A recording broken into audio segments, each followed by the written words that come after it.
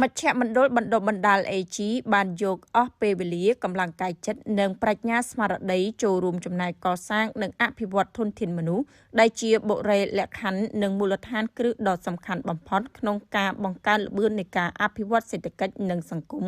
ស្របតាមយុទ្ធសាស្ត្របញ្ចកោណដំណាក់កាលទី1របស់រាជរដ្ឋាភិបាលការវាយតម្លៃខ្ពស់ចំពោះការអភិវឌ្ឍជាបន្តបន្ទាប់របស់សាលារៀន Arizon សាលារៀនអន្តរជាតិ Grandmount នៃមជ្ឈមណ្ឌលបណ្ដុះបណ្ដាល AG ដែលបានខិតខំទៅលើផ្នែកហេដ្ឋារចនាសម្ព័ន្ធរូបវន្តនិងបច្ចេកវិទ្យាការសិក្សាកែលម្អកម្មវិធីនិងយុទ្ធសាស្ត្របណ្ដុះបណ្ដាលការអភិវឌ្ឍសមត្ថភាពសាស្ត្រាចារ្យលើការស្រាវជ្រាវការបង្រៀននិងការពង្រឹងកិច្ចសហប្រតិបត្តិការជាមួយដៃគូជាតិនិងអន្តរជាតិនានាសម្ដៅឆ្លើយតបនឹងការកើនឡើងទាំងបរិមាណនិងគុណភាពរបស់និស្សិតលើមុខជំនាញជាច្រើនប្រកបដោយជំនាញបច្ចេកទេសនិងជំនាញទន់ច្បាស់លាស់ជាពិសេសផ្ដល់លក្ខណៈគ្រប់គ្រាន់ដល់និស្សិតសម្រាប់ប្រកួតប្រជែងក្នុងទីផ្សារការងារ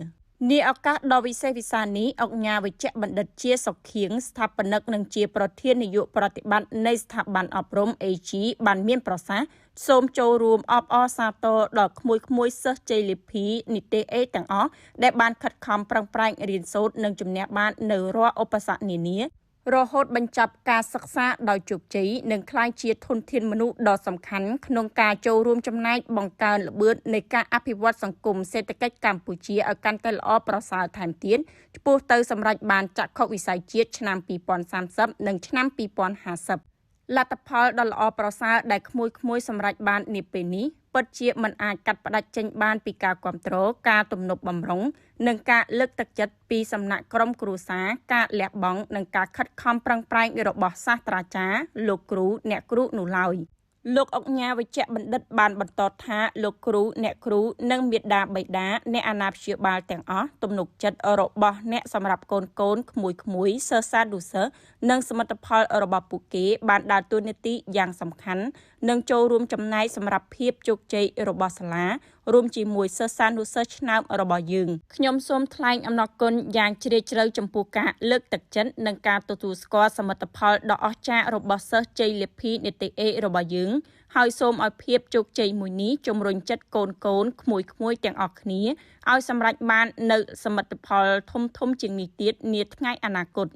ជាចុងក្រោយលោកអុកញ៉ាវិជ្ជបណ្ឌិតបានលើកទឹកចិត្តឲ្យសិស្សនិស្សិតទាំងអស់ត្រូវខិតខំធ្វើការងារសិក្សារៀនសូត្របន្ថែមទៀតនិងប្រកបមុខរបរចិញ្ចឹមជីវិតដោយសុខដុមជាពិសេសក្នុងបរិបទពិភពលោកដែលកំពុងផ្លាស់ប្ដូរនិស្សិតត្រូវចេះប្រើប្រាស់សញ្ញាសិប្បនិម្មិត AI ឲ្យមានប្រសិទ្ធភាពស្វែងរកឱកាសការងារឲ្យបានត្រឹមត្រូវនិងបង្កើនជំនាញដែលទីផ្សារត្រូវការដើម្បីចូលរួមចំណែកយ៉ាងសកម្មក្នុងការលើកកម្ពស់និងកសាងសេដ្ឋកិច្ចជាតិឆ្លើយតបនឹងចក្ខុវិស័យរបស់រាជរដ្ឋាភិបាល